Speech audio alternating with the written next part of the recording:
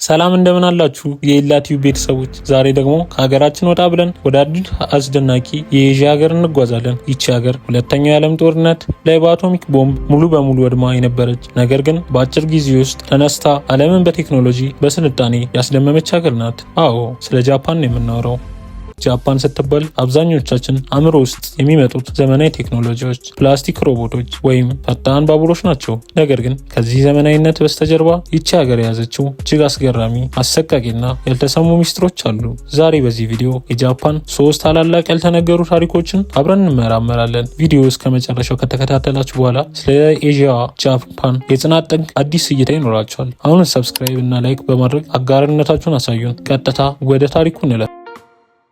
ጥንቷ ጃፓን የነበሩት ሳሙራይ በመባል የሚታወቁት ተዋጊዎች ተራ ወታደሮች አልነበሩም። በእነሱ ዘንድ ከምንም ነገር በላይ ትልቁ ነገር ክብር ነበር። ለጌታቸውና ለሀገራቸው ታማኝ መሆን የህይወታቸው መመሪያ ነበር። እነሱ የሚመሩበት ቡቪዶ የሚባል ጥብቅ የህይወት ደንብ ነበራቸው። ነገር ግን ከዚህ ህግ በስተጀርባ በዓለም ታሪክ ውስጥ እጅግ አስፈሪ የሆነ አንድ ልምድ ነበራቸው። እሱም ሴፑኩ ወይም ሃራኪሪ ይባላል። አንድ ሳሙራይ በጦርነት ከተሸነፈ፣ ጌታውን ካሳፈረ ወይም ህግ ከተላለፈ በእጃቸው ተማርከው ከመዋረድ ይልቅ የራሳቸውን ህይወት በገዛ እጃቸው ማጥፋት ይመርጣሉ። ነገሩ ግን ዝም ብሎ ቀላል አልነበረም። ሳሙራይ በሰው ፊት ተንበርክኮ በያዘው ስለታም ሳንጃ ሆዱን በራሱ እጅ ይቀዳል። ይህንን የሚያደርገው ያለምንም ጩኸትና ፍርሃት ነው። ይህ ድርጊት በእነሱ ዘንድ የጥፋታቸውን ካሳ መክፈያና የክብራቸው መመለሻ ተደርጎ ይታሰብ ነበር። ጥያቄው ግን የሰው ልጅ ለክብሩ ሲል እንዴት እንዲህ አይነቱን አስፈሪ ውሳኔ በራሱ ላይ ይወስዳል ነው። ይህ የሳሙራይ አስተሳሰብ ከዛሬዋ ጃፓን ድረስ የሥራ ባህልና የዲሲፕሊን መሰረት ሆኖ ይገኛል። አስቡት እስኪ፣ ለክብር ሲሉ ህይወታቸውን አሳልፈው የሚሰጡበት ይህ ዲሲፕሊን ነው ዛሬ ለምናያት ታላቋ ጃፓን መሰረት የሆነው። የጃፓን ህዝብ ለስራና ለቃሉ ያለው ታማኝነት ከዚህ ጥንታዊ የሳሙራይ ባህል የመነጨ ነው። ኦገስት 1945 ዓ.ም በሁለተኛው የዓለም ጦርነት ማጠቃለያ አሜሪካ በጃፓን ሂሮሺማና ናጋሳኪ ከተሞች ላይ የዓለምን ታላቅ የለወጠ አቶሚክ ቦምብ ጣለች። በሰከንዶች ውስጥ ከ200,000 በላይ ሰዎች አለቁ። ከተሞቹ ሙሉ በሙሉ ወደ አመድነት ተቀየሩ። በወቅቱ የዓለም ሳይንቲስቶች በእነዚህ ከተሞች ላይ በሚቀጥሉት 70 ዓመታት ውስጥ ምንም አይነት ተክሎች አይበቅሉም፣ ሰውም ሊኖርባቸውም አይችልም ብለው ደምድመው ነበር። ነገር ግን የጃፓን ህዝብ ተስፋ አልቆረጠም። በረሃብና በጨረራ ጥቃት እየተሰቃዩ ሀገራቸውን ከአመድ ላይ መልሰው መገንባት ጀመሩ። ትምህርት ቤቶችን፣ ፋብሪካዎችን እና መንገድ ያለ እረፍት ሰሩ። ውጤቱ ምን ሆነ ታውቃላችሁ? ቦምቡ ከተጣለ ከ20 ዓመታት በኋላ በ1964 ጃፓን የዓለምን ኦሎምፒክ ውድድር አዘጋጀች። በዚያው ዓመትም በዓለም ላይ የመጀመሪያው እጅግ ፈጣን ባቡር ለዓለም አስተዋወቀች። በአጭር 30 ዓመታት ውስጥ ጃፓን ከወደመችበት ተነስታ ከወራሪዎቿ አሜሪካ በመቀጠል የዓለም ሁለተኛው ባለሀብት ሀገር ለመሆን ቻለች።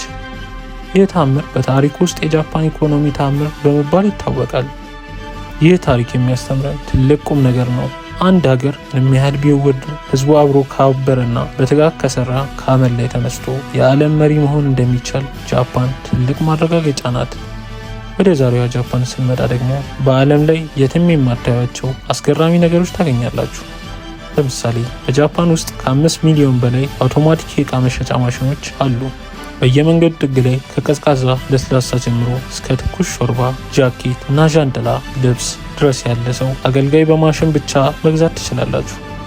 ሌላው ደግሞ ካፕሱል ሆቴል የሚባሉት ናቸው። እነዚህ ሆቴሎች ግድግዳ ውስጥ የተሰኩ ትናንሽ ሳጥን የሚመስሉ አልጋዎች ሲሆኑ ሰዎች ሌሊት ተኝተውባቸው ጠዋት ወደ ስራቸው ይሄዳሉ። ከዚህም በተጨማሪ ጃፓን በዓለም ላይ ከፍተኛ የሰዎች የዕድሜ ጣሪያ ካላቸው ሀገራት የመጀመሪያዋ ናት። በጃፓን ከ100 ዓመት በላይ የሆናቸው ከ90,000 በላይ ሰዎች ይገኛሉ። ሚስጥራቸውን ደግሞ ኢካጋይ የሚሉት የህይወት ፍልስፍናቸው ነው። ይህም የመኖር ዓላማ ማለት ነው። እያንዳንዱ ሰው ጠዋት ከእንቅልፉ ሲነሳ የሚኖርበት ትልቅ ዓላማ ሊኖረው ይገባል ብለው ያምናሉ። እንግዲህ ዩት ጃፓን ጥንታዊ ባህሏን ሳታጠፋ ከዘመናዊ ስልጣኔ ጋር አዋህዳ እንዴት እየኖረች እንደሆነ። አዎ ጃፓን ከጥፋት የተነሳች ለክብሯ የምትኖርና በዲሲፕሊን የዓለም አርአያ የሆነች ድንቅ ሀገር ናት። ከጃፓን ታሪክ የምንማረው ትልቁ ነገር የትኛውም አይነት ፈተና ቢመጣ በጽናትና በስራ ካለፍነው ስኬት አይቀሬ መሆኑ ነው። የዛሬው የሀገሬ ነገርስ ወደፊት እንዲህ ይሆናል ብላችሁ ታስባላችሁ? እንግዲህ የዛሬው የኢላቲው ቪዲዮአችን ይህን ይመስል ነበር። እናንተስ ስለ ጃፓን ከሰማችሁ ታሪክ ይበልጥ ያስገረማችሁ የትኛው ነው? በኮሜንት ላይ ጻፉልኝ። ቪዲዮውን ከወደዳችሁት ላይክ ማድረጋችሁን አትርሱ። ለጓደኞቻችሁም እንዲደርስ ሼር አድርጉት። በሚቀጥለው ሳምንት የየትኛውን ሀገር ታሪክ እንድንሰራላችሁ ትፈልጋላችሁ? እሱንም ኮሜንት አድርጉልኝ። አዲስ ከሆናችሁ ሰብስክራይብ በማድረግ የቤተሰባችን አባሉ ነው። በሌላ አስደናቂ ታሪክ እስከንገናኝ ድረስ